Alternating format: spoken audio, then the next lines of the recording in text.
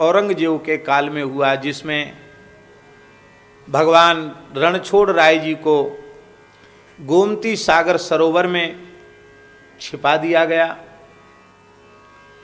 और जो स्थान इस समय मंदिर है, वो स्थान औरंगजेब के काल में एक मस्जिद के रूप में परिणित हो गया।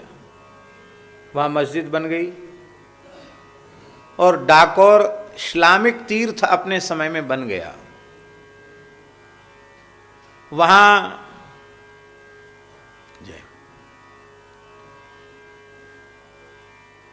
आ जाने दो, इधर पीछे चले जाओ, पीछे चले जाना दो। हाँ।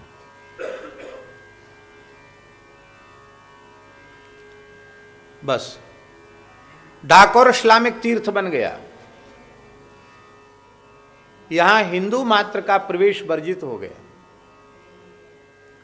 वहां कोई यवन फकीर थे, तांत्रिक थे, उन्होंने कुछ ऐसा तंत्र वहां कर दिया था कि जो कोई हिंदू वहां प्रवेश करता था उसके हिंदू चिन्ह गायब हो जाते थे, उसके सुन्नत हो जाती थी, वो मुसलमान हो जाता था। ऐसा कुछ यंत्र तंत्र कर दिया था वहां। उस समय रामानंद संप्रदाय में एक बड़े सिद्ध पुरुष हुए, अनेक सिद्ध पुरुष हुए, पर एक सिद्ध पुरुष हुए टीला जी की परंपरा में, श्री स्वामी मंगलदास जी महाराज। संप्रदाय में इन्हें महर्षि अगस्त्य का अवतार कहा जाता है। महर्षि अगस्त्य ही एक अंश से मंगलदास जी के रूप में प्रकट हुए। और श्री मंगलदास जी महाराज ऐसे महान विरक्त महापुरुष थे। मूंज का आड़बंद, मूंज की लंगोटी, मूंज का यज्ञोपवीत धारण करते थे। वे अखंड भस्म रमाते थे, एक ब्रह्म पात्र कमंडल रखते थे और कोई वस्त्र नहीं रखते थे। और ऐसे ही साधु उनके साथ रहते थे। लगभग 10-11 हजार साधु हमेशा उनके साथ रहते थे। कितने साधु? 10-11 हजार साधु उनके साथ हमेशा रहते थे।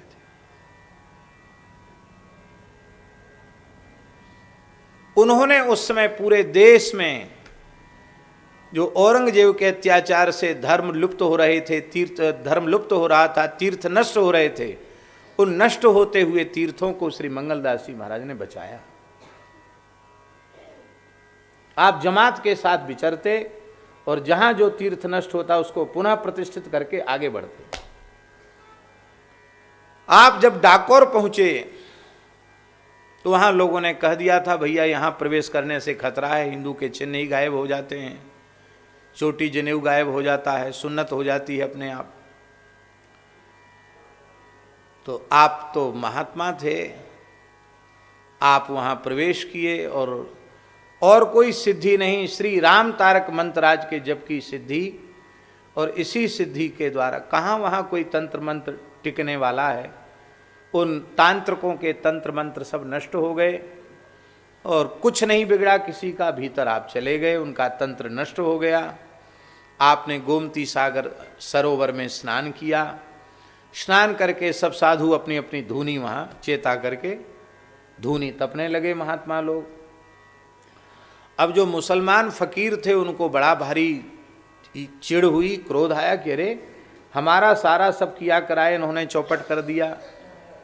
तब वे प्रयोग करने लगे मारण का, तंत्र का इनके ऊपर, और कहने लगे कि यहाँ से धूना उठाओ। आपने कहा कि ठीक है। वे सब वहाँ उन पर पत्थर का प्रहार करने लगे। जब नहीं उठे तो तंत्र मंत्र से नहीं उठे तो ईंटा भाटा पत्थर मारने लगे।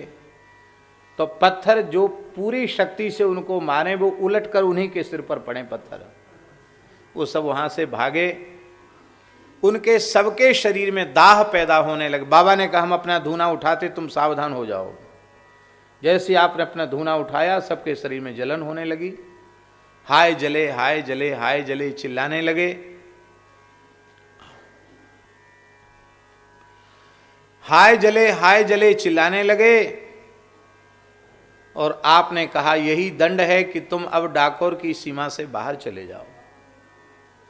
आपने सबको खदेड़ कर बाहर किया, तमाम कब्रिस्तान था सबको चौपट करके ठीक किया, समतल किया भूमि को, सब संतों से कहा सब लग जाओ, और स्वयं भगवान को प्रकट किया आपने पुनः सरोवर से, और सरोवर से प्रकट करके उसी इमारत में ठाकुर जी को विराजमान कर दिया। आज भी आप लोग डाकोर जी का दर्शन करेंगे, रणछोड़ राय जी का, तो उस इमारत को देखकर लगेगा कि ठाकुर जी मस्जिद में बैठे हैं। मीनार बनी हुई है, मस्जिद में एक विशेष तरह का आला होता, वो आला भी बना हुआ है। मंदिर ठाकुर जी जहाँ बैठते वहीं मंदिर हो जाता है। वहीं ठाकुर जी को विराजमान कर दिया मंगलदास जी, आज भी बैठे हैं ठाकुर जी। और श्री दाऊ दादा को भी आपने प्रकट किया, दाऊ जी मंदिर स्थापित करके आपने वहाँ अपना स्थान स्थापित किया। और आज भी रामानंद संप्रदाय की परंपरा का एक साधु वहाँ गद्दी पर बैठता है डाकोर जी में।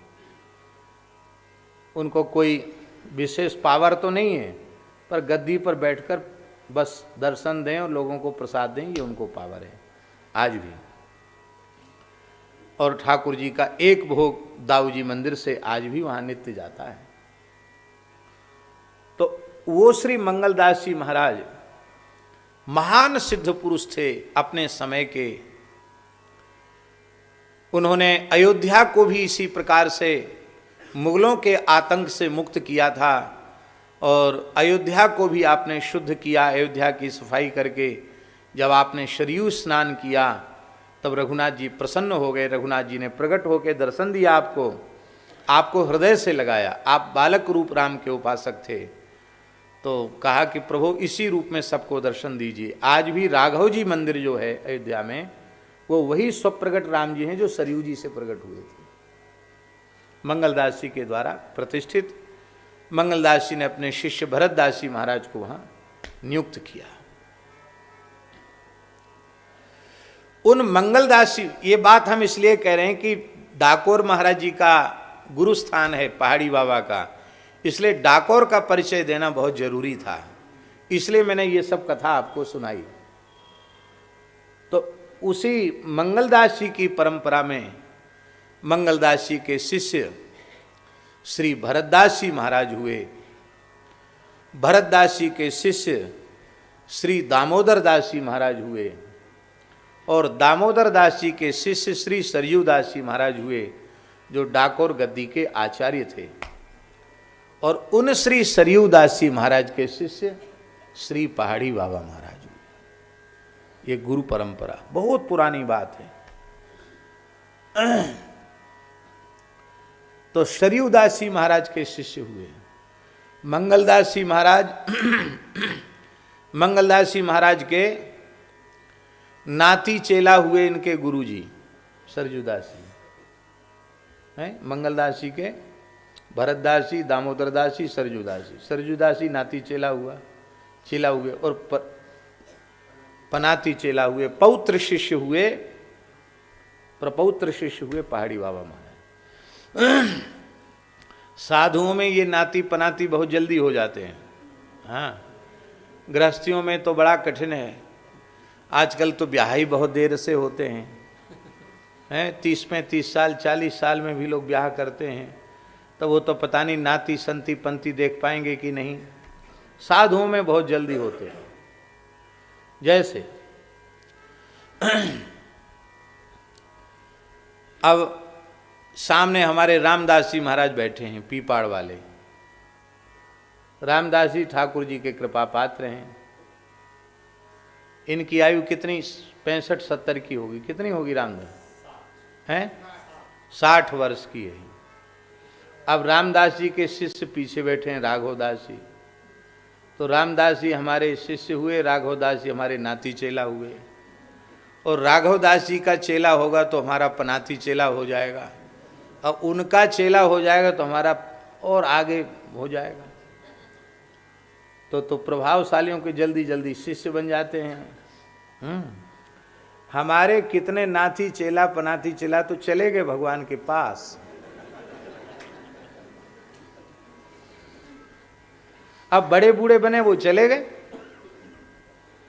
तो इसलिए साधुओं में आप ऐसा नहीं सोचना कि पनाती चेला इतने, तो सामने ही यहाँ 4-4, 5-5 पीढ़ी हो जाती साधुओं में। उस जमाने की बात है।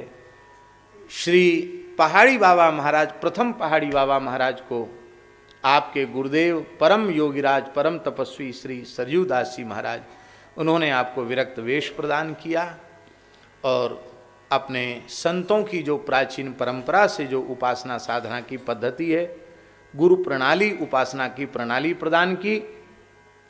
और वे चाहते थे कि इन्हीं को हम नियुक्त कर दें, क्योंकि ये मेरे प्रथम शिष्य हैं। पर बाबा ने गुरुदेव के चरणों में कुछ दिन रहकर सेवा करके बड़ी विनम्रता से प्रार्थना की कि गुरुदेव, हमारा मन लोगों के बीच में बिल्कुल नहीं रमता है, हम तो एकांत में रमण करने वाले हैं, आपकी आज्ञा हो तो हम हिमालय में जाकर भजन करना चाहते हैं। जो सच्चे संत सद्गुरु होते हैं वे भजन के लिए कभी किसी शिष्य को रोकते नहीं हैं। भजन तो करना ही चाहिए, जीवन ही भजन के लिए है। हमारा व्यवहारिक कोई काम बिगड़ता हो तो खूब बिगड़ जाए, पर ईमानदारी से कोई कहे कि हम एकदम निष्प्रभ होकर भजन में लगना चाहते हैं, तो इस बात को सुनकर जितनी प्रसन्नता हमारे हृदय में होती है, उतनी वैसी प्रसन्नता दूसरे किसी काम से नहीं होती है। सबसे अधिक प्रसन्नता इस काम से होती है कि ईमानदारी से जिसलिए भगवान ने मानव शरीर दिया है उस काम में लग जाए, भगवत प्राप्ति के पथ पर अग्रसर हो जाए। इसी जन्म में इसी शरीर से भगवत प्राप्ति करनी है, इस दृढ़ निश्चय के साथ भजन में लग जाए।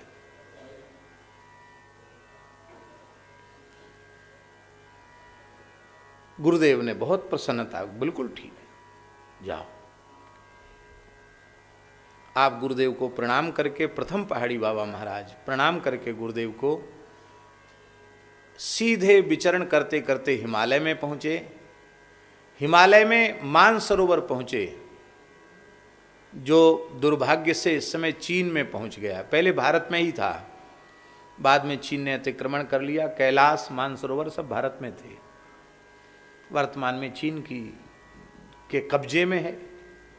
चीन में है ये कहना तो ठीक नहीं, चीन के कब्जे में।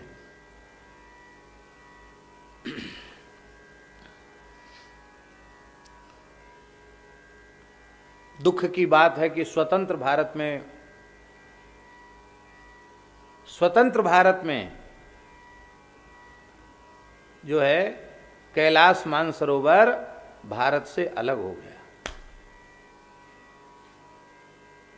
जब देश गुलाम था तब भारत की सीमा में था, और देश के स्वतंत्र होने के बाद अलग हो गया। दुख की बात है। खैर वो आज जाने दो। जिस काल में श्री पहाड़ी बाबा महाराज वहां विराजे उस समय तो सब भारत ही था। वहां कैलाश में एक गुफा है, वशिष्ठ गुफा। उस वशिष्ठ गुफा में आपने प्रवेश किया और ऐसे स्थल पर आप विराजे, वहां वशिष्ठ गुफा का आज भी ऐसा वातावरण है, वहां कोई जीव जंतु भी नहीं, इतनी ठंडी है, बर्फ ही बर्फ जमी रहती है। वहां आप 5 वर्ष समाधिस्थ रहे। कितने वर्ष? वशिष्ठ गुफा में 5 वर्ष आप समाधिस्थ रहे। और इसके बाद संतों के, सिद्ध संतों के आग्रह पर आप थोड़े नीचे उतरे, केदारनाथ पहुंचे। और केदारनाथ में हनुमान गुफा है। उस हनुमान गुफा में जहां इस समय परम पूज्य श्री अभिराम दास जी महाराज का स्थान है, संत सेवा होती है, वहां जो गुफा है उस गुफा में बाबा, प्रथम पहाड़ी बाबा महाराज उस गुफा में 65 वर्ष विराजे। कितने वर्ष? तो 5 वर्ष मानसरोवर में और 65 वर्ष केदारनाथ में। तो तो अब इतना तो पक्का समझ लो कि 70 वर्ष उनके बर्फ ही बर्फ में व्यतीत हो गए, नीचे उतरे ही नहीं। तो इतने लंबे समय तक वहां विराजने से, बर्फ में रहने से, पहाड़ में रहने से उनका उपनाम पड़ गया पहाड़ी बाबा। क्या नाम पड़ गया? पहाड़ी बाबा नाम पड़ गया। नाम तो गुरु महाराज का दिया हुआ श्री स्वामी नृसिंहदास जी महाराज था, पर आपका नाम पहाड़ी बाबा पड़ गया।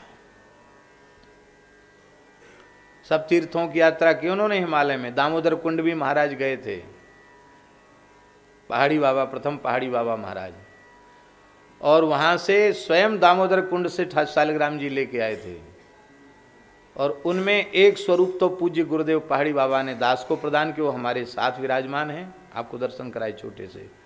और एक स्वरूप यहाँ मंदिर में विराजमान है, नृसिंह भगवान के स्वरूप। वो बाबा स्वयं वहां से लेकर के आए थे, आज भी मंदिर में विराज रहे हैं ठाकुर जी। पुराने संत सब जगह विचरते थे। तो बाबा वहां 65 वर्ष विराजे। तो जो भी संत इधर से बद्रीनाथ जाते थे, केदारनाथ जाते थे, बाबा का दर्शन करते थे, तो ब्रजवासी संत आग्रह करते थे, बाबा सब तो वहां पहुंच नहीं सकते, आप ब्रज में आओ, ब्रज में आओ। और लोगों को ये पता, शरीर ब्रजवासी है तो फिर आपको ब्रज में आना ही चाहिए।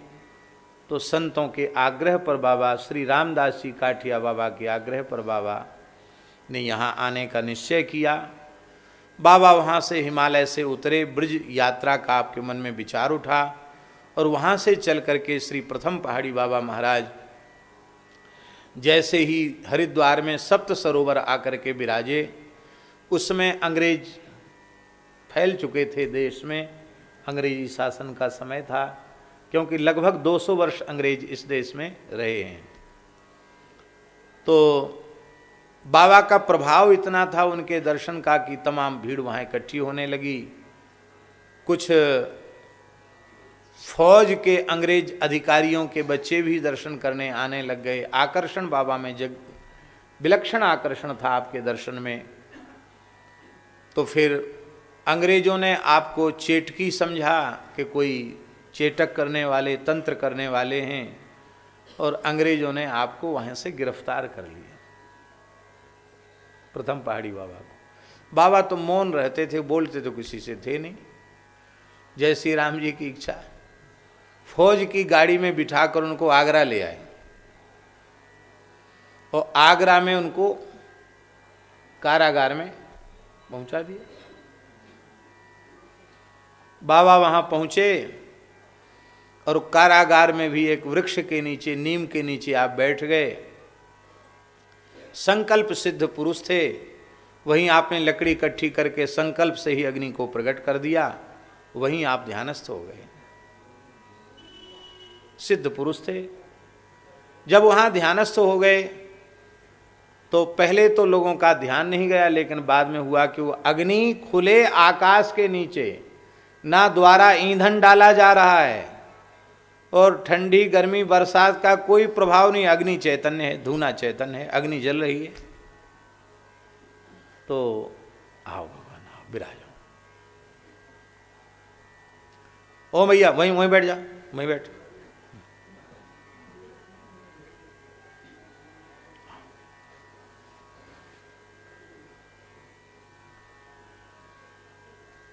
तो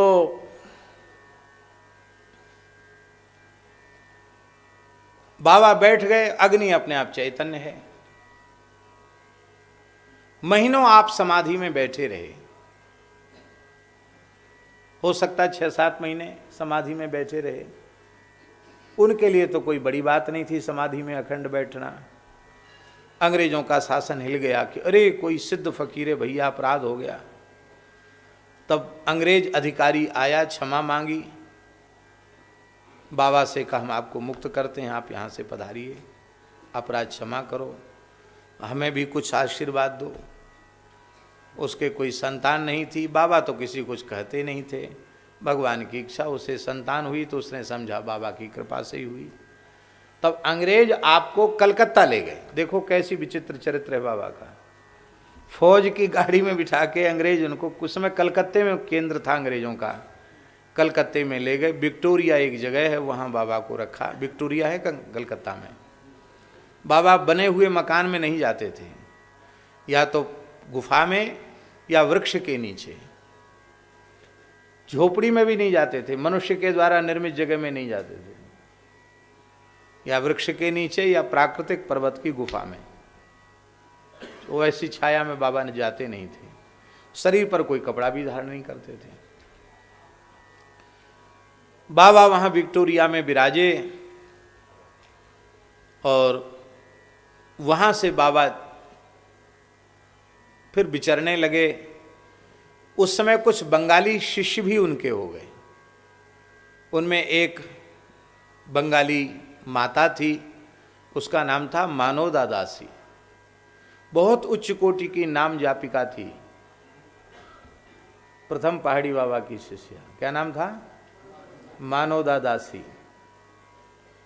वो विलक्षण थी महाराज। बाबा को पहली बारी बाबा गए, उसके बाद तो बाबा दोबारा कलकत्ता गए ही नहीं। तो रोने लगी, बोले बाबा पुनः दर्शन कब होगा? आप तो जा रहे हैं ब्रज की ओर, अब फिर दर्शन कब होगा? तो बाबा ने कहा कि हमारा ये आखिरी दर्शन है, अब प्रत्यक्ष दर्शन तुम्हें दोबारा नहीं होगा। तो ल्यो, तुम्हें ज्यादा विरह है तो ल्यो मेरी सुमरनी, तुम्हारे घर पर विराजमान रहेगी। हमारी परंपरा का कोई भी साधु आएगा, वो इस सुमरनी के नाते से तुम्हारे यहाँ आकर दर्शन देगा। ये वचन दिया। बाबा की पादुका, बाबा की सुमरनी वहाँ आज भी विराजमान है। एक गरीब बंगाली परिवार में, हम भी कलकत्ते जाते हैं तो वहाँ हम दर्शन करते, भवानीपुर में बाबा की सुमरनी का दर्शन करते हैं। बाबा इसके बाद वहाँ से चल करके ब्रज में आए। तो ब्रज में कुछ लोगों ने अमरोली में, जहाँ उनका जन्म हुआ था ब्रज में, वहाँ उनका एक मंदिर सीताराम जी का बनाया। बाबा वहाँ तो पधारे नहीं। रुदायन गांव जो है, जहाँ राधा गोपाल जी मंदिर है, वहाँ बाबा कुछ काल विराजे रुदायन में। और वहाँ से फिर चल करके बाबा कुछ समय मथुरा में भी विराजे। मथुरा में जो अपने सत्यनारायण मंदिर है, वहाँ भी बाबा विराजे, लेकिन वो शहर के बीच में था। बाबा तो रमते नहीं थे ऐसी जगह में। कुछ दिन वहाँ रहकर बाबा फिर यहाँ आ गए। ये जो खाकचौक स्थान है, यहाँ जमुना जी का तट था, जंगल था, कुछ यहाँ था नहीं। वृक्ष के नीचे आकर बाबा यहाँ विराजे। और एक बार प्रयाग कुंभ से आप पैदल चल करके गंगा सागर गए हैं। एक छोटा सा गांव है बसोबादी, जिला 24 परगना का, वहाँ भी हम कई बार होके आए हैं। वहाँ बाबा की धुनी है। बाबा ने वहाँ धुनी चैतन्य किया था, हम भी वहाँ दर्शन करके आए हैं। तो बस वहाँ गए, इसके बाद बाबा कहीं गए नहीं। बाबा यहीं विराजे। 150 वर्ष की आयु जब उनकी पूर्ण हुई, तो उस समय और जीवन के बहुत प्रसंग हैं, चमत्कारिक प्रसंग हैं महाराज जी। ऐसे ऐसे विचित्र प्रसंग हैं। यहाँ समाधि हो गई बाबा की, और बसोबादी गांव में एक भक्त वो विकल हो गया कि हम बाबा से दीक्षा लेने वाले थे और बाबा तो समाधि ले लिए, अब क्या होगा। उसने निश्चय कर लिया बाबा की धुनी पर कि अब बाबा का दर्शन तो हुआ था पर दीक्षा नहीं हुई, तो अब हम प्राण त्याग देंगे। तो बैठ गया अनशन लेकर के। 7 दिन तक वो बैठा रहा, भक्त राम नाम का जप करता हुआ।